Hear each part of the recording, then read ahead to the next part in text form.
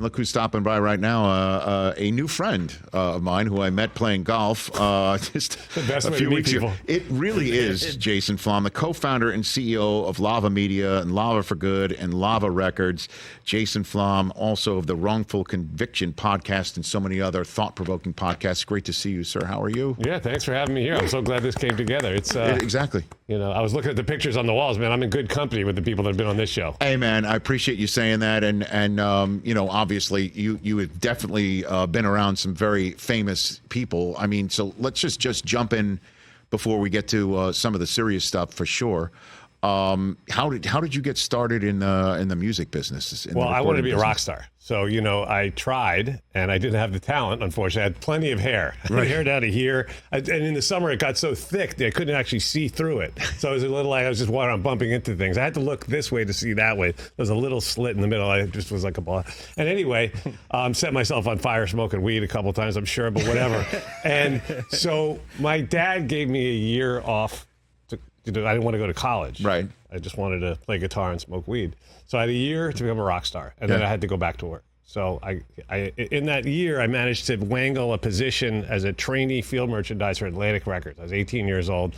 I was like, this is the greatest job ever. $4 an hour, free records, and I get to put up Led Zeppelin posters all day and AC/DC. I'm like, this is the greatest job ever. Yeah. But then I decided I wanted to find a band because I thought maybe if I could find an artist that becomes a hit, not only could I live vicariously through them, but also maybe I could get a job doing that. Mm-hmm. And I was like, so I had to figure out how to do that. So I did. Who'd you find? I found a band called Zebra, and I found them in the most random way. Well, yes and no. I mean, I decided I would study this trade industry publication called Album Network. Every week they would publish the list of all 190 rock stations in the country, the playlist. Yes. So I thought, I'm going to study this list. My eyes were really good back then. I could study this list and find an act that's being played on one of these stations that isn't already signed. Right. Maybe that would be a tip-off, right? Sure enough, I found a station in Long Island called WBAB. They were playing a band called The Lines. I call up the program director. I said, what's this? He goes, it's nothing. I put it on as a favorite. First of all, I can't believe he took my call.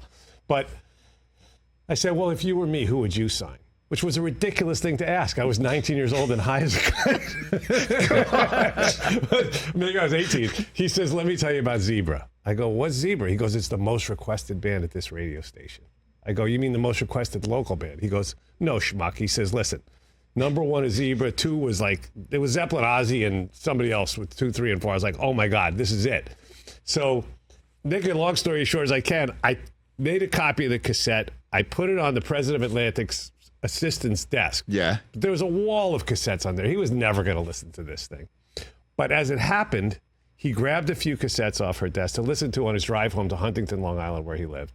And he's listening in the car to a song called Who's Behind the Door, decides he hates it, pops it out of the tape deck, and was playing on the radio at that very moment. No kidding. Because his station was tuned to WBAB, which was the station. So it's just serendipitous, right? It was just magical. And he listened. Now he's like, what the hell's going on here, right? Like he did a full double take. And then the DJ says, that's the most requested song in the history of WBAB. And he lets you sign him after He comes in the next day and goes, this is genius. And I was like, yeah. right. Yeah, that's me, boss. Yeah. And so that was my break. And that's how you break. got started. Yeah. So who's the first, if you will, major music recording artist that you... Well, Zebra became a hit, and then Twisted Sister, and then it led to Stone Temple Pilots and Skid Row and White Lion. Oh, your Twisted Sister. You had me at there. So you got a good Dee Snider story? Oh, I got lots of good Dee Snider that you can tell on national television. Yeah, radio? I mean, look, the first time, can I curse on this show? We would prefer if you didn't. The radio stations would not, but you can, however you wish. I can bleep myself. Yes, How's you can. that? So Zebra told me about Twisted Sister. Yes. They were like, this is the best band in the world. Zebra told you about that. Yeah, the singer from Zebra. And his name was Randy Jackson, not the Randy Jackson we all know and love, but a different Randy Jackson. So, common name, I guess. Anyway, so he says, you got to see Twisted Sister. So, as it happened, Zebra was opening for Twisted Sister. So I drove to Poughkeepsie on a Wednesday night. Sounds like a punchline already. And I get up to Poughkeepsie, which is, 100 miles north of New York City. And there's 3,000 kids at the Mid-Hudson Civic Center on a Wednesday night paying $6. And this is, 1981, right? Uh-huh. And I'm like, what the hell's... They all have Twisted Sister t-shirts on. And Zebra plays to polite applause. Another band called DC Star plays polite applause. Then Twisted Sister takes the stage and the place erupts. And I'm watching this. And D gets on stage and he goes, all right, you New York mother effers. He goes, we just got back from effing England and we're sick and effing tired of hearing these limey mother effers telling us how bloody effing good we are. What do you New York mother effers have to say? And the whole crowd goes, twisted effing sister. And I was like, I'm done. I don't even care if they can play their instruments. It doesn't matter, right? The proof of concept is right here. These kids were in heaven. And so I came back to the city. I drove back with one of the guys, got home about 5, 6 in the morning, and walked into my boss's office, the same president of Atlantic guy. Next morning I go, I found religion last night. And he goes, what's wrong with you? And I go, twisted sister. And he goes, get out of my office. He had, they were a joke in the industry. They were wearing, makeup and nail polish and women's clothes. And they had been rejected by every label in the business. And I was like, I don't understand. And I went to see them the next night in South Jersey. Yeah. At the Fountain Casino, it was called. 3,700 kids, same thing. I was like, what is everybody not seeing here?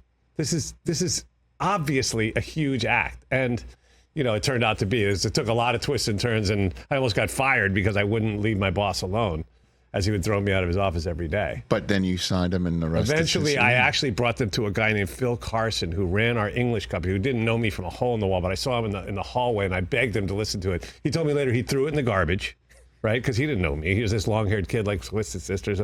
But he happened to go and see them in London, because when they played there, they opened for, I think, Foreigner or something. Mm-hmm. And he went to their show and called me up the next day and said, this is the best thing I've seen since I signed AC/DC. And I was like, well, let's go, boss. So wow. He really signed them.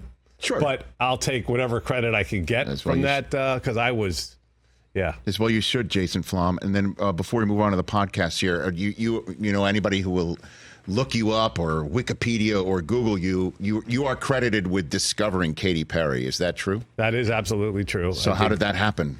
Oh, Katy. Well, a woman, unfortunately, she's not with us anymore, but a wonderful woman named Angelica Cobb. I hired her when I was running Virgin Records to be a head of our publicity department. And I heard her from Columbia. Mm-hmm. And she says to me, Columbia is getting ready to drop this girl, Katy Perry. I think she's a real star. You should meet her. I said, great. So I met her at the Polo Lounge. You're in L.A.? Yeah. Okay. And I just came out and I met her, and I lived in New York at the time. And she walked in and sat down. I was like, this is a star. Like, I have this sort of weird radar. Like, I have an instinct, right? And I was like, this is a star. Mm-hmm. I hadn't heard a note of music yet. And I loved her music when she sent it to me. She sent me the album that Columbia was dropping. And then I went back and played it for some of my top executives. Like, this is going to be our, I was turning this label around. Virgin was the coldest label in the business when I took it over. And I'd been running Atlantic before that. And then they all were like, oh, no, this is horrible. Really? Everybody hated it. And we just signed Red Jumpsuit Apparatus, which was a hit. And things were starting to turn around. And I was like, man, maybe I'm wrong. But then I was in my garage working out. There's a sports connection. Nice. And had to bring that in. And I'm like, wait a minute.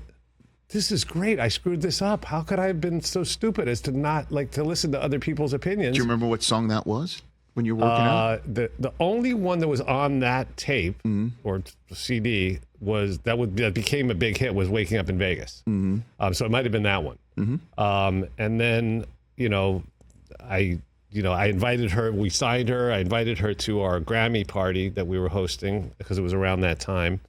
And she walked in with a guy named Dr. Luke, who was one of the hottest and best writers and producers in the music industry at the time. I knew him because I had actually signed him to a record deal when he was a kid. Mm-hmm. And he had been the guitar player at Saturday Night Live at the time. And anyway, I was like, oh my God, you guys know each other? This is perfect. You got to work together. And so I helped to facilitate that connection, which became, they wrote Hot and Cold and they wrote I Kissed a Girl together. And I'll give you one more story. I remember calling Katy when I said, Katy, we're going to put out I Kissed a Girl as the first single. She goes, you can't do that. I go, why not? She goes, because my parents will never speak to me again. They were evangelicals, right? Mm-hmm. I said, they'll probably speak to you after it goes number one. I was right. You were on right. both counts. It went number one, and they spoke to her. So yeah, that was a great run. But I love it. The music business has been great to me, Rich. I mean, look, I've been very fortunate to work with some incredibly talented artists, and she's one of them for sure. And there's too many to mention now because I've been doing this for so long. Sure. But tonight, actually, we have a new album coming out from our group, The Warning, and we have a big release party in LA. So very excited. The three sisters from Mexico who are just blowing up right now. And they play, I mean, they play like, they're just incredible musicians. And I think it's so wonderful because it's a real rock band with three female musicians, and that's it. I think it's time for that. And obviously, it's opened up so much for you, Jason Flom, in terms of the podcasting world and other aspects. And again, I'll just say this: even though we just met at this golf outing in May, and I'll share here that when I met you and I knew about your history and I knew about your depth in the music industry. And then I heard all about what, you're wearing your t-shirt right now, Wrongful Conviction Podcast. I'm like, all right, there's a lot to talk about with you. And so, I kind of forgot I had that on. I know. How did you get, like, why the Wrongful Conviction Podcast and what you were talking about on this level, Jason? I hate injustice. I hate bullying. I think that there's no more extreme form of bullying than when the government devotes its limitless resources to persecuting and prosecuting a person who's actually innocent of a crime, or someone who is convicted of a crime that shouldn't even be a crime in the first place, like marijuana possession or something like that. Mm-hmm. And we have a mass incarceration problem and industry here that is unique in human history. No country has ever locked people up, their own citizens up, the way we do. We have 4.5% of the world's population. 25% of the world's prison population is in America, right? 33% of the world's female prison population. I won't turn this into a college course, but it's crazy. Mm-hmm. And it doesn't make sense. Why do we do this? There's no benefit to public safety. In fact, it has a negative impact on public safety. We do it because it's economics. So I first got involved in this work in 1993 because of a story I read in Rolling Stone magazine. Strangely enough, in the New York Post. The first one was in the New York Post, right, which I never read the New York Post. I mean, don't get me started. That's probably the only time in my life I ever bought that newspaper. And I'll stop there because I don't want to get in trouble. But I'll just say that it's not my favorite. So, but I happened to buy it that day because it was meant to be. Mm-hmm. And I saw a story about a kid who was serving 15 to life for a nonviolent first offense cocaine possession charge in a maximum security prison in New York State. And yes, you heard me correctly. Nonviolent first offense cocaine possession charge. And I was like, excuse me? I'd had my own substance abuse issues as a kid. I'd ended up in rehab because of the color of my skin and the zip code I was born in, let's face it, right? So otherwise I would have ended up in prison, like so many people that you and I know and respect and love. So I just thought, he's 32, I'm 32. The kid had been in prison for 8 years. I had been sober for almost 8 years. I was like, this is too close. That could have been me. So I said, I got to do something. I only knew one criminal defense lawyer at the time. There was a guy named Bob Kalina. He represented two of the artist side signs, Stone Temple Pilots and Skid Row. Mm-hmm. And they were getting arrested weekly. So I had him on speed dial. So I called Bob. I got him to take the case pro bono, even though he said it was hopeless. And 6 months later, we ended up in a courtroom in Malone, New York. They bring this kid in shackles, right? Like he's, the Night Stalker or something, right? And his legs are chained together. His hands are chained to his waist. I'm like, is that a nonviolent first offender? Like, what's going on here? I knew nothing. I still had a mullet back then. So arguments go back and forth. I have no idea what's going on. Mm-hmm. The judge is some old guy with white hair, looked like Ted Forsythe, if you remember the actor. He bangs the gavel down and goes, the motion is granted. And the lawyer comes sort of scurrying over in his three-piece suit. I go, Bob, what happened? He goes, we won. I was like, we what? And they sent the kid home. And I was like, oh my God, I have a superpower. Like, I had no idea. But if I can do that, and that's the greatest feeling I have ever had, better than any hit record, then I want to do more of that. So I joined the Board of Families Against Mandatory Minimums, now known as FAMM, fantastic organization, FAM.org. And soon after that, I saw a story on TV about a case the Innocence Project had found a guy who was scheduled to be executed. And they had discovered the DNA, two guys, Barry Scheck and Peter Neufeld, with their law books and their microscope. They had found the DNA and they had proven this guy was innocent, and they had him not only not executed, but freed. And I was like, that's the craziest thing I've ever heard. So I marched into their office and I said, I'm your guy. I don't know what you need done, but I'll do that and more. So I became the first board member there, the founding board member. And it's been sort of a huge passion of mine ever since, which led to me founding this podcast 8 years ago because I wanted to be able to share these stories of these incredible human beings, Rich, who have been to hell, literal hell, death row, life in prison in some of the worst prisons in the world, which are right here in America. Mm-hmm. And many of them in states you wouldn't think, for crimes they didn't commit. And they come out with a positive attitude, without anger, without bitterness. And I'm like, I need to be around these people as much as I can, as often as I can. They become like family to myself and my partner, Kalia, who's here, who you know. And so I thought in telling these stories, we can help to open these prison doors by bringing exposure, as you do on this show, to so many important things, and shining a light on these things that are otherwise exist in darkness. Yeah, we had Brian Banks on this program. Wow. And I know you and I on my show too, yeah. We spoke about him when we met back in May, about being wrongfully accused of sexual assault as a high schooler and convicted, and blew up his whole NFL career that was, or at least college football career that was going to blow, we all expected to lead to the NFL, wrongfully accused. Yeah. And now he's, freed, but his life has changed forever. But we had that story. He came here, and there was a film made on his life, and that's the sort of stuff you talk about on Wrongful Conviction podcast. Where all podcasts are acquired, obviously, is where people can get this. Yeah. Right. It's Spotify, Apple, everywhere. I mean, it's we're very proud. It's close to. I mean, we're closing in on 100 million downloads. I mean, I'm in the entertainment business, so it's really more like 70. Nice. Look at you. We always round up, right. But it's been credited as a key factor in freeing about 24 innocent people so far. I'm talking about the legal teams and the people themselves who've come home. And some of these people did, Vincent Simmons, 44 years and 9 months for a crime that never even happened, right? I mean, there are so many of these stories that and the crazy thing is, you listen to these stories and you'll be better educated so that when you get a jury duty notice, which we all get those notices and a lot of us dread them, but you need to go serve if you get the jury duty notice.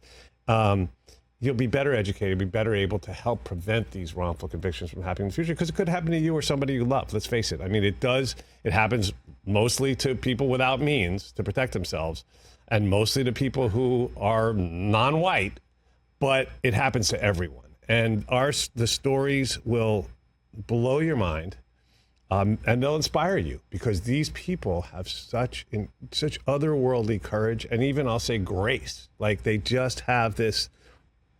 John Huffington, who was on my show, who did 32 years, sentenced to death in Maryland, totally innocent. He's been completely exonerated. Prosecutor was disbarred for framing him, which almost never happens, but in his case it did. And I'll never forget, I was with him at an event, and someone came up to him after I'd told his story. Someone walks up to him, and he's a big guy, 6'4", square-jawed guy wearing a suit. And this guy says to him, "Man, you don't look bitter. Like, what's going on here? If I was you, I'd be out to get these guys that did this to me. I'd be in a tower with a rifle, man, looking to take..." And John looks him in the eye and goes, "Man, that's why the rearview mirror is small, but the windshield's big." And I was like, "Oh, yeah, baby. Bring it. Give me more." You know what I mean? Give me more. So that's the type of things you'll hear on the podcast. And, of course, I'm so glad you had the Brian Banks story on. It's such an important story. And podcasting has become such a powerful medium. I'm sure you agree. No doubt. It's really... No doubt, because people can, take it on the road, keep it somewhere, then listen when it's convenient, and then also just be affected by it, where you can tell long form stories and you can unpack stories clearly, like the ones that you're doing on your pod. And it touches people in a certain way when it's in their ears, but not necessarily in their eyes. Obviously, you have a huge following on visual mediums like YouTube and stuff at Roku. It's awesome, but it has been a really important force for good. And if I can, I'd love to talk about a couple of other initiatives that we have. If you don't mind, let's take a break. So I've got Jason Flom here, and we have about 4 minutes to go. So I want to give you the floor on what other, I know it's just only 4 minutes, but that's all I have. What other projects do you have from your podcasting world, or something that you want to bring to the audience here? Yeah, great. Thank you. I I'm just very humbled at having the opportunity to be able to influence hearts and minds here on your show, Rich, but also through our podcasting channels. Yeah. Of course, Wrongful Conviction is the show that I host. I have other wonderful co-hosts like Maggie Freeling and Lauren Bright Pacheco. But on our show, we've expanded. So we had a show last year called Bone Valley that many of your listeners probably heard because it was downloaded millions and millions and millions of times. And it led to the eventual freeing of the subject of the podcast, was a guy named Leo Schofield, who was wrongfully convicted of murdering his young wife when he was just 21 years old himself, served 36 years in prison in Florida. Mm-hmm. And on our show, the actual killer confessed on our show. Sort of like the Jinx? Yeah, like that. Really? And except this guy did it on purpose. That was a sort of an inadvertent admission that Durst made. But so Bone Valley is a fantastic show. It was hosted by Gilbert King, Pulitzer Prize-winning journalist. I recommend that highly. But I also want to shout out a show called The War on Drugs, because I think it's important, especially as your audience is so, hyper-focused on sports. I mean, the intersection of sports and the negative impact that certain wrongful convictions, I would say, of athletes who've smoked weed or something and then have gotten disqualified, like Sha'Carri Richardson was, is something that we need to fix that. We need to right that wrong. And I'm so glad that she's made the Olympic team now. But on our War on Drugs show, which we did in partnership with the Stand Together Foundation, who've been phenomenal partners for us, we highlighted in the first season the history of the war on drugs, how it started 100 years ago, how we've managed to waste $1 trillion on this failed, misguided, cruel social policy disaster, which has turned out to be almost like a continuation of, mass incarceration is a continuation of slavery. So there's intersectionality there too. But without getting too deep in the weeds, the war on drugs is an important show. We covered the history of it. We covered, how we got to a place where people are still serving huge sentences in America for weed. Kevin Allen in Louisiana was sentenced to life for selling $20 worth of weed. I mean, I wish these stories were anomalies, but there's too many of them to talk about now. And now the new season we're focused on, which comes out probably, about 6 months, we're focused on solutions. We're focused on how veterans are impacted, in particular veteran access, and how veterans, we believe, should have access to plant medicine. I've been saying that for many, many years. It's federally funded. That should be part of their recovery. Mm-hmm. We talk about medical benefits and opportunities for scientific research to discover new cures and relief. We talk about entrepreneurship opportunities for people coming out of the system who were sent to prison because of addiction issues, which is a medical issue. To me, it couldn't be clearer that addiction is a medical issue. I had that issue, right? I didn't need to go to prison. I needed to get some help, which I did, and went on to become a very, I think, productive citizen. Some might disagree. No. And then just reducing the stigma around addiction itself, right? If you look back to the late 80s, right, there was stigmas around people that had HIV or this or that, or all different things. We go, as a society, we go through these phases and we eventually learn better. And it's time for us to learn better about our brothers and sisters who have addiction problems. I'm sure many people in your audience have either had these issues themselves or have a loved one who's had those issues. And many of them have ended up going to prison because of a problem that is a problem that can be addressed in a humane manner. And that's all available through the Wrongful Conviction podcast portal, and people can find that where all podcasts are acquired. Yeah, you can go to Lava for Good, or you can subscribe there, but you don't need to. You can listen to them for free with ads, or you can listen to them a week early without ads by subscribing to Lava for Good. And so, there are others as well. My daughter created a podcast called The Race that I'm super proud of. But if you go to Lava for Good, you'll see all of our different podcasts. And I think you'll definitely take something away that will impact you one way or another. It'll make you mad. It'll inspire you. It'll make you more better educated in dealing with these issues, which are some of the most important social justice issues of the day. Thanks for coming on, Jason Flom. Catch the Rich Eisen Show every single day on the Roku channel, 12 to 3 Eastern, for free.